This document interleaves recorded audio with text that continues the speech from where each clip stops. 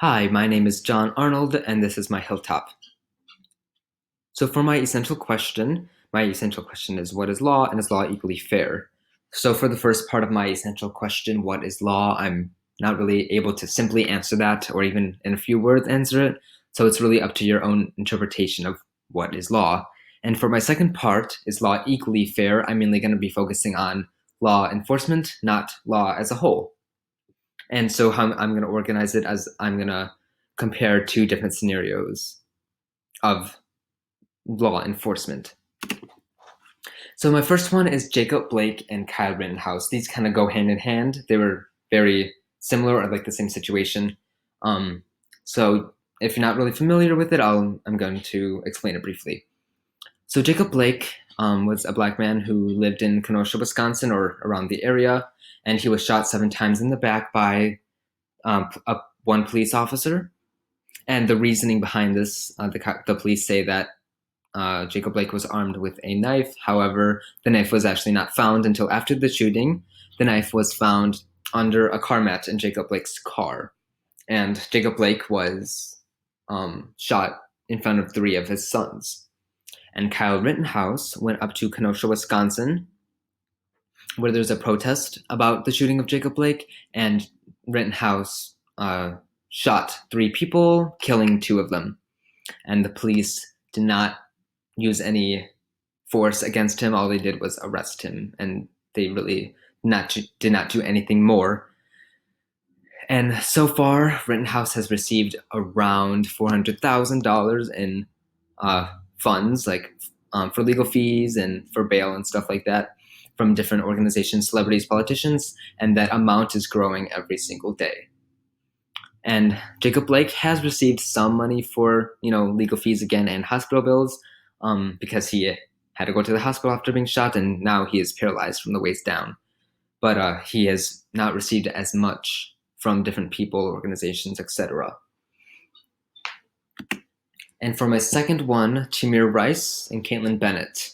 Tamir Rice, he was a 12-year-old. He was black, and he was killed at a park with a toy gun.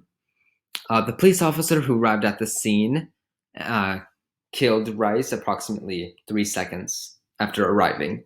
And Timothy Lemon, the cop, said that he asked Tamir Rice to put up his hands multiple times. However, his body cam footage was released, which contradicts what he said. He basically just pulled up and shot Tamir Rice because he was playing with the toy gun. And the reason the cop was there is because someone across the street called the police saying that a young boy was playing with a gun, and the person who called the cops was far away, so we couldn't really see that it was a fake gun, but that information about him being a boy was not passed along to the cop. And so for my second part, Caitlin Bennett, if you're not familiar with whom she is kind of like a social media person who goes to colleges. She does not attend and asks students random political questions, trying to spark up an argument, basically. And at her graduation, she walked with a rifle on her back. She was not asked to take it off. She was not asked to not come or anything like that. And people are trying to defend that by saying the rifle was not loaded, but that really should not change it at all, because Tamir Rice was killed with a toy gun that could not have possibly been loaded. And for my last comparison is George Floyd and the Capitol riot. I picked these two because they're probably the most ones that got the most news coverage, but I'll still go over them briefly. And George Floyd was pinned down by a police officer. The police officer knelt on his neck until he was killed, and this was all over a counterfeit $20 bill, which ended up not even being counterfeit. That's why I put it in quotes. It was a legitimate $20 bill. And recently, one of the police officers was finally charged on all 3 counts, but the rest of the police officers that were at the scene have not been charged, nor have they really been ever considered to be charged with anything, because they kind of just stood there and let it all happen and did not let anything happen. And the Capitol riot, I'm pretty sure everyone in the world probably has heard about it, but a bunch of people there was like a rally. They all stormed the Capitol because they were unhappy with the presidential election. Um, they stormed the Capitol, and the police that were there did not really do anything, or did not do what they could have done. There was a picture seen of a police officer posing with one of the rioters for a selfie, which is kind of strange to me, but it did happen. And also, there were photos of the cops basically opening up the doors, the gates, etc., just letting the rioters into the Capitol building. And I think that's a little surprising considering that the most powerful people in this country were in that building at the time, and they could have been seriously hurt or possibly even murdered. And the cops, again, did not do what they could have done. And obviously not all of them, but a good majority of them were white.